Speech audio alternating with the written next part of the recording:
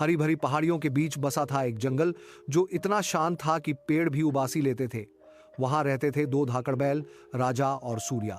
ये दोनों इतने तगड़े थे कि अगर डब्ल्यूवीवी में उतर जाते तो रेसलर भी घास खाने लगते। इनका बॉन्ड इतना मजबूत था कि दो टिक टॉकर से भी ज्यादा एकजुट थे। अब इसी जंगल में रहता था एक भूखा शेर जो पिछले 3 दिन से सिर्फ डाइटिंग कर रहा था। मजबूरी में उसने कई बार राजा सूर्या को देखा, लेकिन जैसे ही हमला करने की सोची, दोनों बैल डबल अटैक मोड में आ जाते। शेर बोला, भाई ये तो जिम वाले बैल हैं, इनसे पंगा लिया तो इंस्टाग्राम पर मिम बन जाऊंगा। तो शेर ने चुनी राजनीति यानी चालाकी।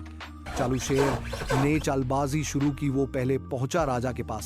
शेर, राजा भाई, सूर्या बोल रहा था कि वो आपको नेता नहीं नेथुआ समझता है।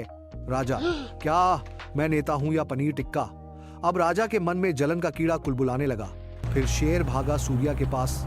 शेर, सूर्या भैया, राजा कह रहे हैं कि आप सिर्फ सूरजमुखी के फूल जैसे हैं, दिखते अच्छे हो लेकिन काम के नहीं। अब सूर्या का बीपी हाई और दिमाग लो।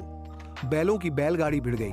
अब दोनों बैल मिले तो प्यार नहीं, पहलवानों जैसा भिड़ंत हुई। एक बोला, तेरी सींग मेरी प्लेट में क्यों आई? दूसरा बोला, तेरी पूंछ देखकर तो मैं चाय पीना छोड़ दूं।